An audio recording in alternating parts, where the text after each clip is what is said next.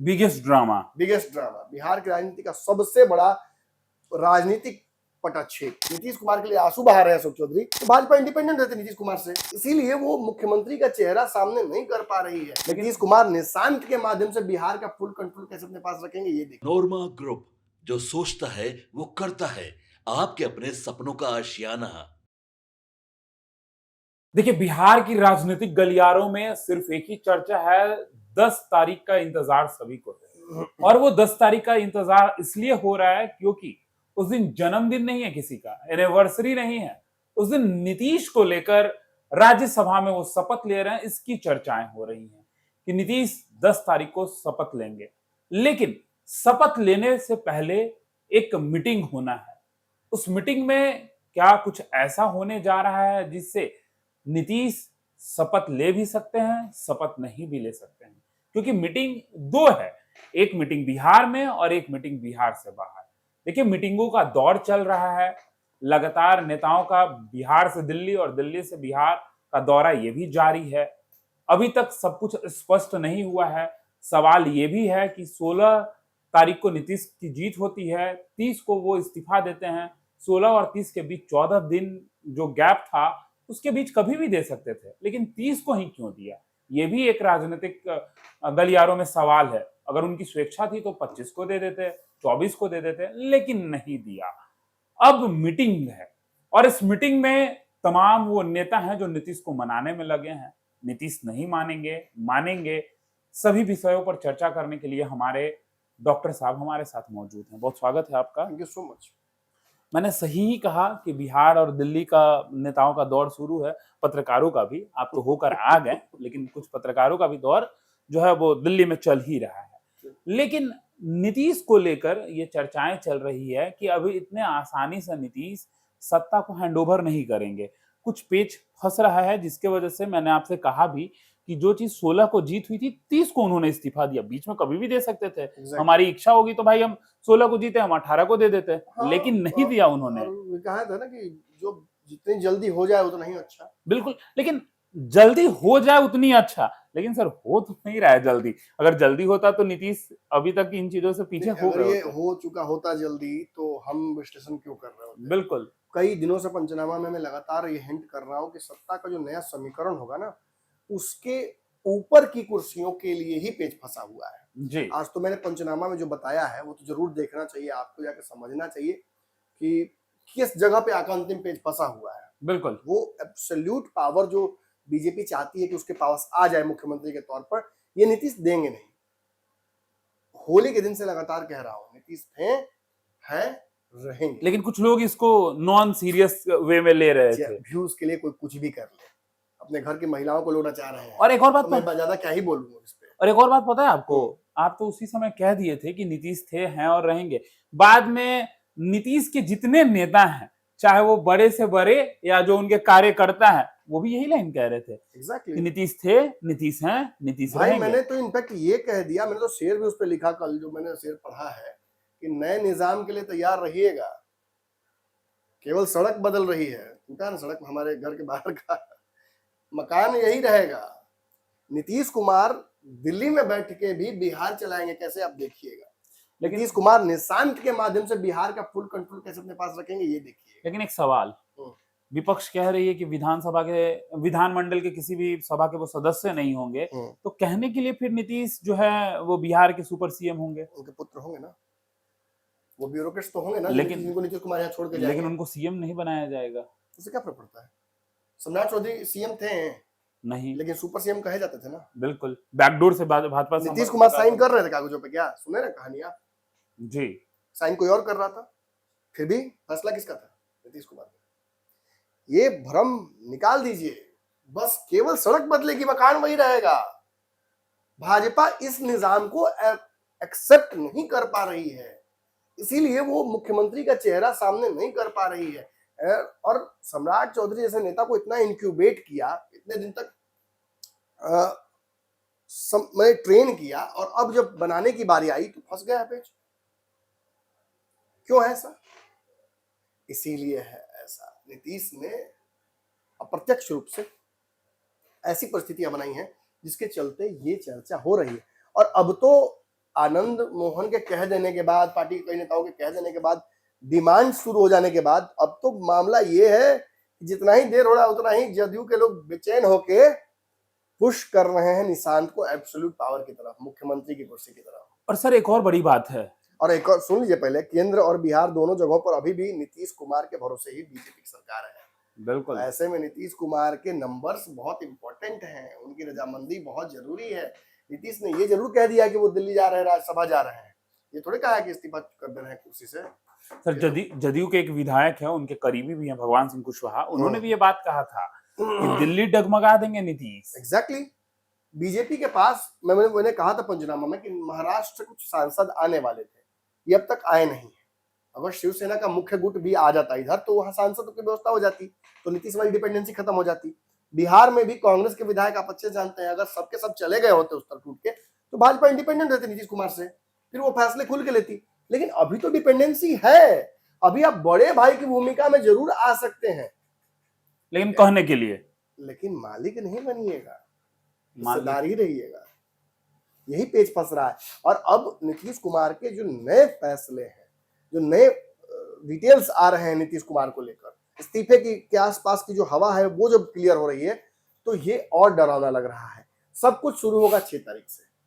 लोग जिस इंतजार में बैठे हुए हैं, उस एक बड़े 6 से 14 तारीख तक का जो पूरा ड्रामा होना है और 18 तक जो खींचा जाएगा, इसकी शुरुआत 6 तारीख से होगी। बिगेस्ट ड्रामा बिहार की राजनीति का सबसे बड़ा राजनीतिक पटाक्षेप जो 20 सालों में नहीं हुआ है। एकदम एब्सोल्यूट कहा जा सकता है, ओवरवेलिंग, पूरी तरीके से सब कुछ बदलने की जो प्रक्रिया है, इसकी शुरुआत कहीं ना कहीं तो होगी, और वो होगी 6 तारीख को। नीतीश कुमार सारे नेताओं को राज्य कार्यकारिणी के पटना में बिठाकर उनके साथ मीटिंग करेंगे, और उसके तुरंत बाद इस बैठक से ही कहीं ना कहीं ये फैसला, ये मैसेज दे दिया जाएगा कि आगे की रणनीति क्या है। निश्चित ही बिहार वाली इस बैठक का एक बहुत बड़ा महत्वपूर्ण एजेंडा है कि सत्ता के हस्तांतरण के बाद हमारा रोल क्या रहेगा, जदयू का रोल क्या रहेगा, भविष्य क्या रहेगा, और निशांत के लिए क्या प्लान्स इन एक्शन है। पूरी पार्टी की मशीनरी ये तय करेगी कि निशांत डिप्टी सीएम रहेंगे, कौन से मंत्रालय रखे जाएंगे उनके पास, गृह विभाग कैसे जदयू अपने पास रखेगी, दोनों सदनों के अध्यक्ष की भूमिका कैसे जदयू के पास रहेगी। मतलब कहानी के लिए कठपुतली वाला सीएम हो जाएंगे क्या बीजेपी की तरफ से? नीतीश सीएम तो नीतीश ने सब दिया था ना आपको, लेकिन नीतीश कठपुतली नहीं है सर। इसमें से जितना नेगोशिएट कर पाएंगे उतना नीतीश कुमार लेंगे अपने पक्ष में। ये सब जानते हैं कि भाजपा के मंत्रियों की संख्या ज्यादा होगी, बाकी दलों का तो चर्चा ही नहीं करना, जैसा था वैसे ही रहेगा। लेकिन इसमें ज्यादा से ज्यादा अब निर्वाचन है, गृह है, प्रशासन है, ये सब नीतीश कुमार के पास अपरोक्ष रूप से निशांत के माध्यम से या पार्टी के नेताओं के मंत्रियों के माध्यम से होगा। नीतीश इसी को लेकर ये बैठक करने जा रहे हैं। उसके बाद 6 तारीख से जो कहानी शुरू होगी, ये 9 तारीख तक जाएगी, और 9 अप्रैल को नीतीश कुमार दिल्ली जाएंगे। जेडीयू के राष्ट्रीय परिषद की कार्यकारिणी की बैठक का एक बड़ा जो कहा सकता है पॉलिटिकल शोडाउन ये होगा वहां पे। अब बिहार का एजेंडा तो क्लियर हो चुका होगा, अब दिल्ली का एजेंडा क्या होगा, दिल्ली की राजनीति कैसे करनी है, संगठन को इतना मजबूत कैसे रखना है कि भाजपा पर केंद्र और राज्य दोनों में दबाव जारी रखा जा सके। बिल्कुल ठीक है, पिछली बार ही नीतीश कुमार की ऐसी स्थिति नहीं थी कि वो मुख्यमंत्री बने रहे। उन्होंने कह भी रहे थे कि इस पद में मेरी रुचि नहीं रही है, भाजपा चाहे जिसे बनाए, भाजपा ने उन्हें ही बनाया। अब नैतिक दबाव तो नीतीश कुमार के ऊपर है कि वो कुर्सी छोड़े, लेकिन जो हमने इतने दिनों में देखा है, नीतीश कुमार इतनी आसानी से कुर्सी छोड़ने वाले है नहीं। बिल्कुल। हाल ही में मंच के सामने वो कह रहे कि कुर्सी छोड़ देंगे, वो कह रहे सब कुछ हो जाएगा, पत्र तक आ गया गृह विभाग का, लेकिन जब सामने एक बुजुर्ग लेके एक लड़का खड़ा हुआ तख्ती की, नीतीश कुमार जी मत जाइए बिहार छोड़ के, तो क्या किया उन्होंने, उस तख्ती को अपने पास बुलवा लिया हंस के। नीतीश कुमार अभी भी मुंह में है, लेकिन आपने तो और निशांत उसी का मैनिफेस्टेशन है। जी सर, पहले निशांत वाला एक सवाल आपसे ले लेते हैं, फिर 6 के बाद जो और आगे होना उसमें हम आएंगे। सर, एक निजी अखबार ने जितने जदयू के विधायक हैं सभी से बातचीत किया, तो उसमें एक परसेंटेज निकला कि 68 विधायक ऐसे हैं जो चाहते हैं कि निशांत सीएम बने, ठीक, और 97% ऐसे लोग हैं जो उसमें 2% मतलब 2 विधायक ऐसे थे जिसमें जो चाहते थे कि सम्राट चौधरी जो हैं वो मुख्यमंत्री बने, लेकिन मोस्ट ऑफ द विधायक चाहते हैं कि निशांत ही सीएम जो बने। चाह रहे होंगे कि सम्राट बने, वो कुशवाहा को उतारना चाहते होंगे। अब ये तो विडंबना ही ना है कि जिस पार्टी के नेता नीतीश कुमार हैं, एकमात्र नेता रहे हैं, इतना लोग प्रेम करते हैं, जिस पार्टी में एकमेवता रही है, उस पार्टी के 68% ही आप कह रहे हैं विधायक चाहते हैं कि निशांत उनके बाद लीड करें।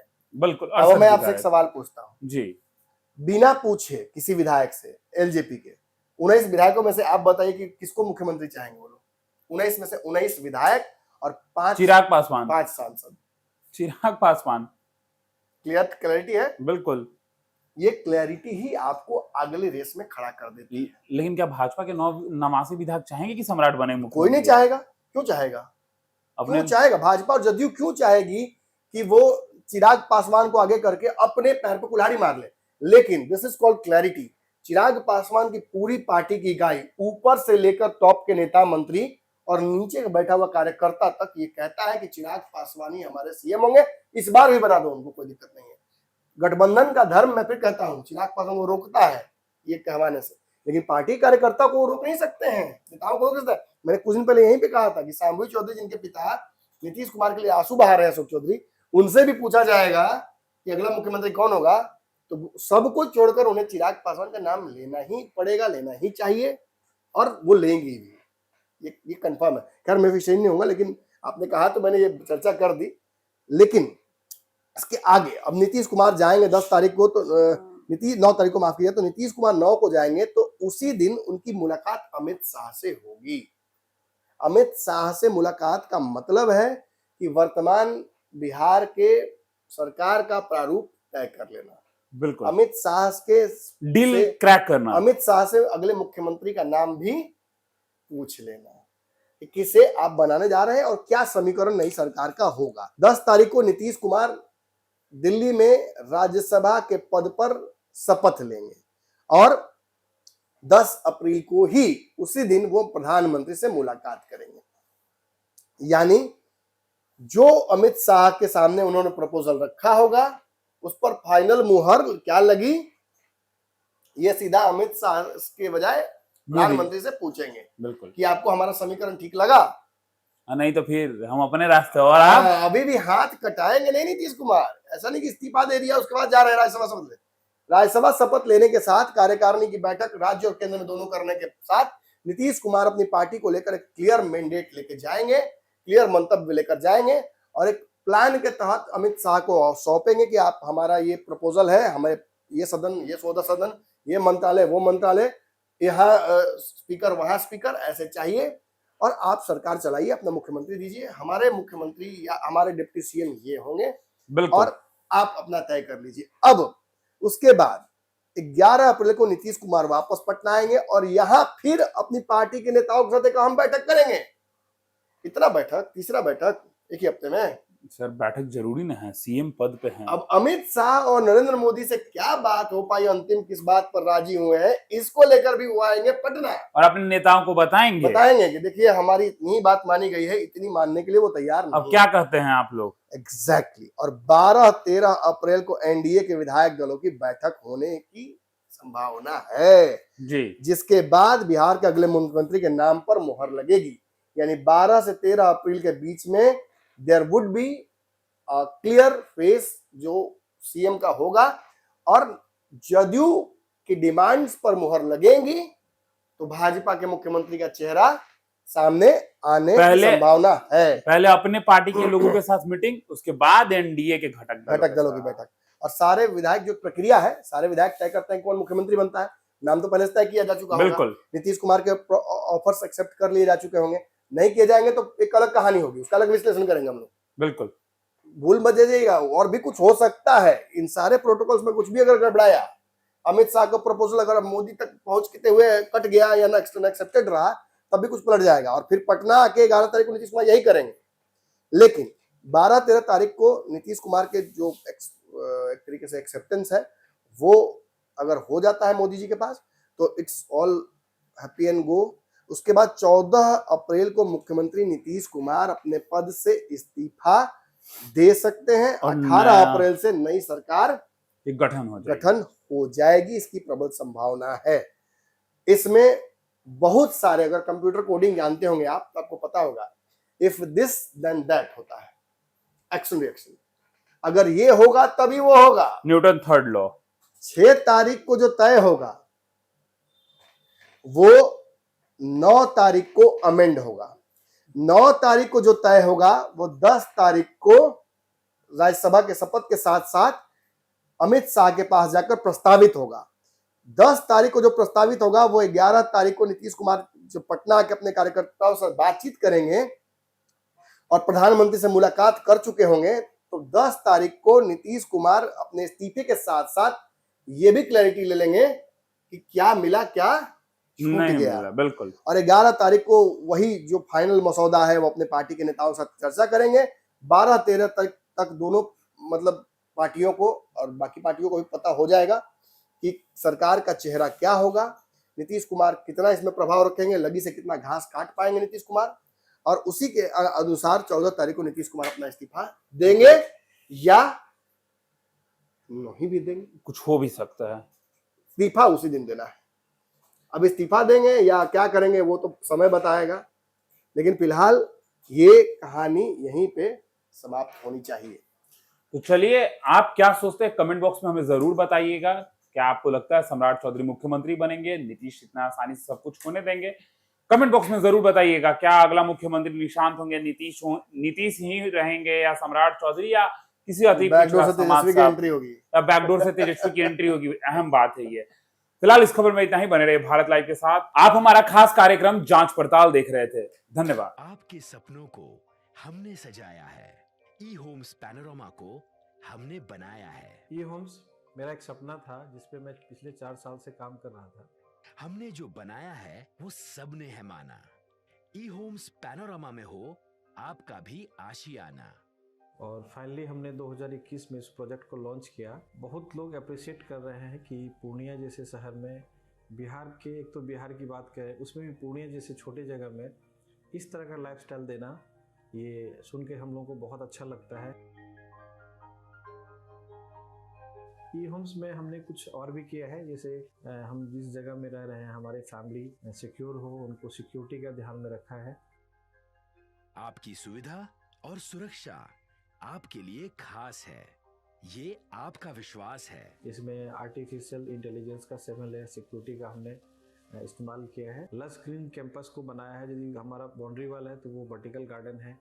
ये जितनी भी फैसिलिटी होता है एक इंटरनेशनल टाउनशिप में ई होम्स है, ये हम लोग विश्वास नहीं कर पा रहे हैं। जो भी हमारे मित्र दोस्त या जो भी हमारे बाहर के बाहर आते हैं तो हम लोगों को बहुत अच्छा सुनने को मिलता है और बहुत अच्छा क्रेडिट मिल रहा है। वो सारा हमने सिर्फ एक बिल्डिंग नहीं बनाया, हमें एक बहुत अच्छा लाइफस्टाइल दिया ई होम्स में, और मेरा एक सपना था जिसको मैं आज फुलफिल होते हुए देख पा रहा हूँ। ये आपका आवास है। ई होम्स पैनोरमा में अब आपका निवास है। E Homes Panorama, luxurious lifestyle redefined.